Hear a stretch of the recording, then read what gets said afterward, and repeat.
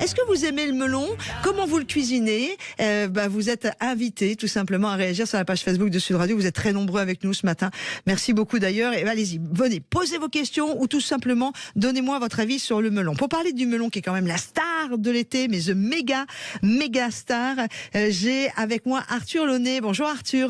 Bonjour Laurence, bonjour à tous. Vous êtes animateur à l'association interprofessionnelle du melon AIM et qui est située à Angers.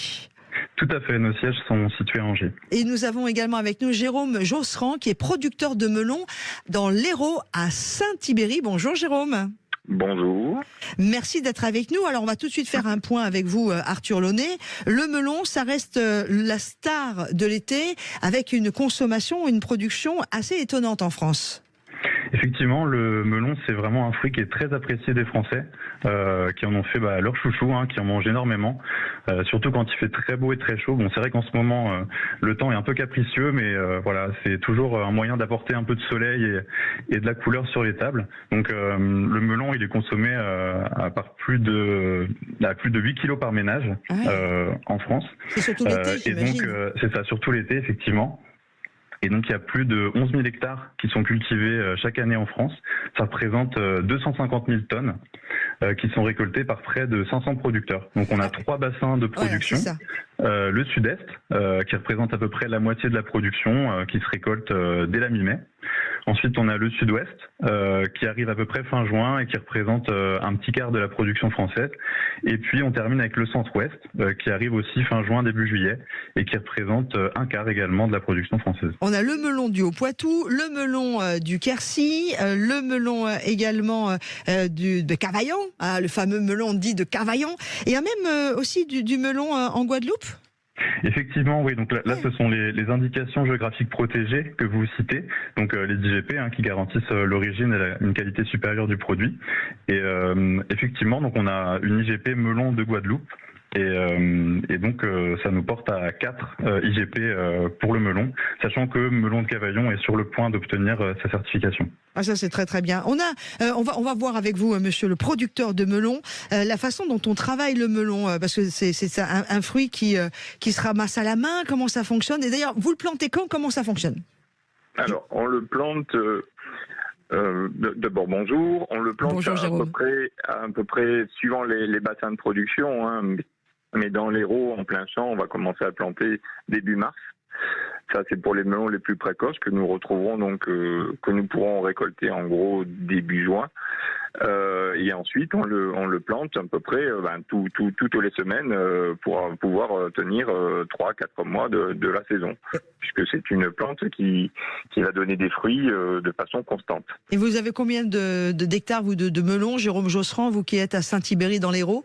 Alors nous, on est un groupement de producteurs, 4 familles de producteurs, et on représente environ 600 hectares dans la totalité. Et ça fait combien en termes de production et de récolte?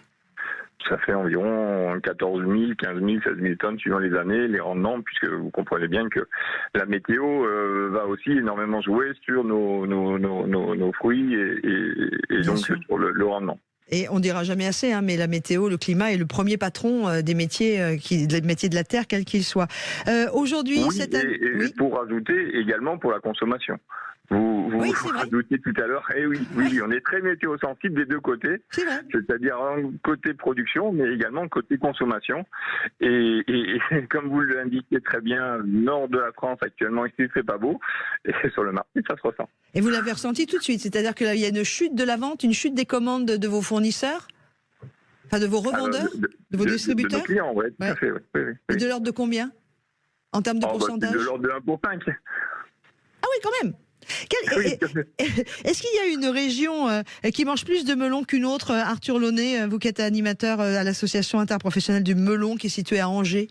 Les consommateurs français sont tous friands du melon, peu importe la région d'où ils viennent. L'avantage, c'est qu'en étant situé sur plusieurs bassins, on peut toucher assez rapidement presque l'ensemble des consommateurs français, avec donc des délais entre la récolte et la mise en rayon dans les magasins ou en marché qui sont très réduits. Est-ce que c'est un fruit qui subit aussi la concurrence des pays comme le Maroc ou l'Espagne? Alors l'avantage avec le melon... oui, Jérôme, bien sûr, Jérôme Josserand, bien sûr.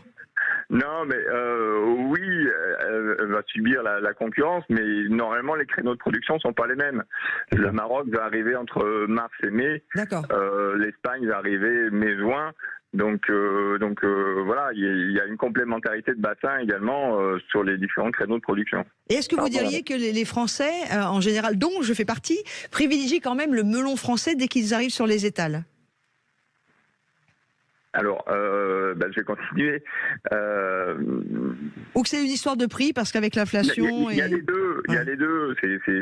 Vous avez l'ensemble de la consommation française. Il y a aussi des intentions d'achat et la réalité, quelquefois, est également différente. Donc, les études sont pas forcément justes. Ouais. Mais il est très clair qu'à partir de fin juin, début juillet, la production espagnole étant véritablement sur la fin, on ne parle plus véritablement de concurrence. Ouais, ouais.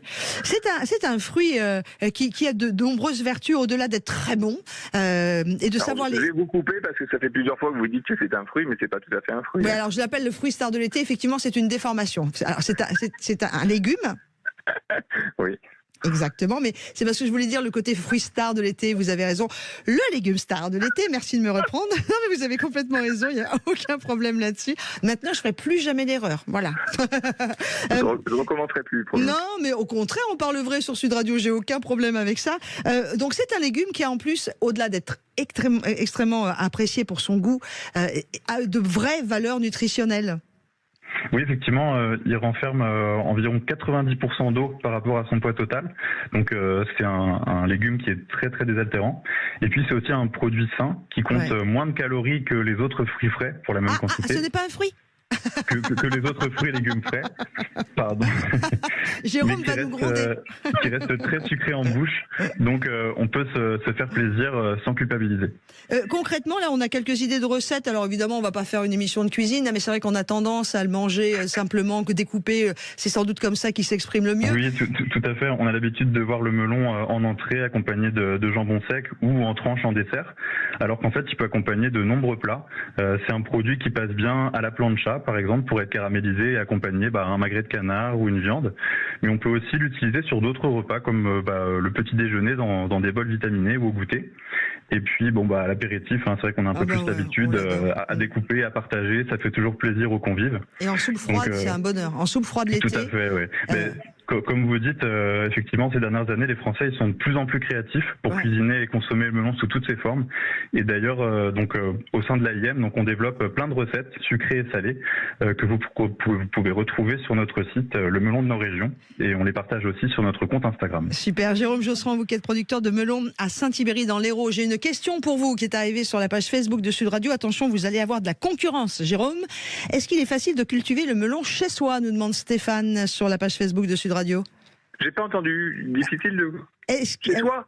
Est-ce que la madame vous demande, est-ce que l'on peut cultiver facilement du melon chez soi? Non, vous pouvez m'excuser, mais je suis sur l'exploitation, j'ai un peu de bruit autour. Mais je vous taquine. Alors, c'est souvent un exemple que je prends justement. Dans un potager particulier, toutes les personnes arrivent à faire pousser de la tomate, des haricots, de la salade, et très très très très rarement le melon. Donc c'est facile, mais c'est aussi très très instinctif. C'est-à-dire que la production mérite une certaine expérience. Voilà. D'accord. Une question qui va peut-être pas vous faire plaisir, Jérôme Josserand. Ça m'est arrivé quand mes parents habitaient du côté de Sauvian, pas très loin de Béziers, de voir à la fin de l'été des tonnes, des montagnes de melons laissés sur les champs. Ça veut dire quoi? Ça veut dire qu'à un moment vous n'arrivez plus à les vendre? Ça veut dire que vous avez des quotas à respecter, qu'on ne vous en rachètera pas plus? Pourquoi? Non. La plante, elle donne constamment des fruits. Ou légumes. Elle donne constamment du produit. Et par contre, arrivé à un certain moment, les produits qui arrivent à maturité sont sans goût. Donc c'est tout simplement que que la melonnière est fatiguée et donc elle va pas donner quelque chose de satisfaisant. Donc il y a des normes à respecter et c'est la raison pour laquelle mais quelquefois, on a même des plants qui vont repousser l'année d'après, et vous pouvez également avoir des produits dessus. Donc, mais c'est immangeable, quoi. C'est pour ça. Est-ce que vous arrivez à vivre, Jérôme Josserand, vous qui êtes producteur de melons à Saint-Thibéry dans l'Hérault, de votre métier, ou vous êtes parmi les agriculteurs qui sont mal payés par rapport au prix de revient du melon, là, en l'occurrence? Non, on n'est pas là pour pleurer.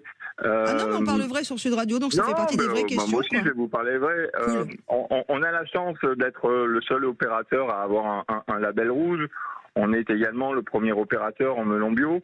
Donc tous ces axes de segmentation nous permettent de sortir un peu comment dire, la guerre des prix des enseignes, parce que on a beau être le produit star de l'été, on est aussi l'image prix des enseignes. Et si vous restez sur un melon standard, c'est vrai qu'il est un petit peu difficile peut-être d'en vivre, puisque on a quand même perdu 5000 hectares en 10 ans.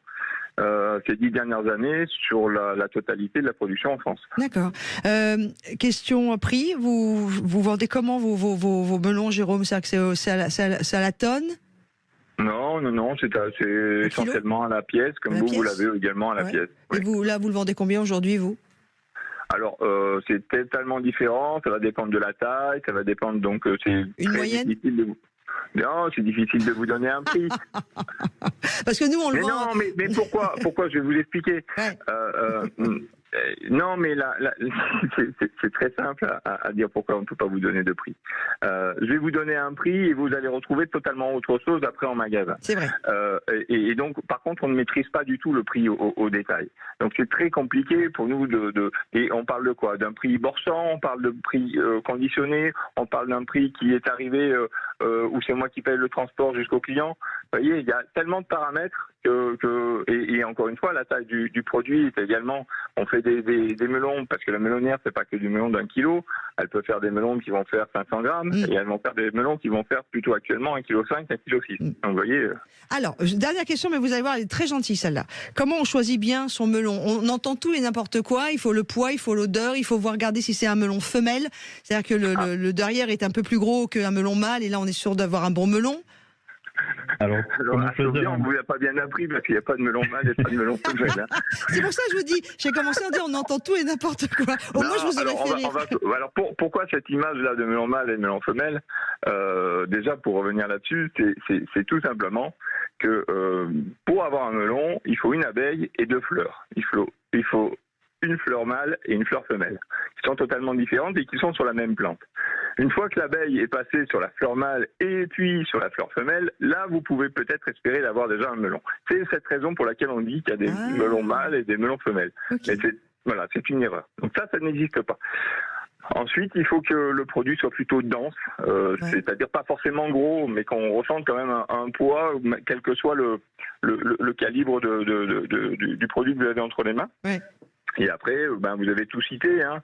On va juste citer aussi, si possible, la craquelure autour du pécou. Le pécou, c'est la petite queue autour qui est dans fait ce que l'on coupe quand on va récolter le produit. Bon, en tout cas, merci de vos conseils, Jérôme. Un mot de la fin, Arthur Launay, vous qui êtes animateur à l'Association interprofessionnelle du melon. On pourrait en dire tellement plus. On aurait pu faire une émission de facilement au moins 30 minutes sur ce magnifique légume de l'été, Jérôme Josserand. Arthur. Exactement, le magnifique légume de l'été. Merci en tout cas pour la mise en avant. Et puis voilà, le melon français, il est là en qualité, en quantité. Donc c'est le moment d'en profiter, il n'y a plus qu'à se régaler. Exactement, merci, ce sera le mot, non pas de la fin de notre émission, mais de ce dossier consacré aux produits de l'été, c'est le melon. Merci à Jérôme Josserand, super producteur de melon à Saint-Thibéry dans l'Hérault, d'avoir été aussi clair avec nous aujourd'hui.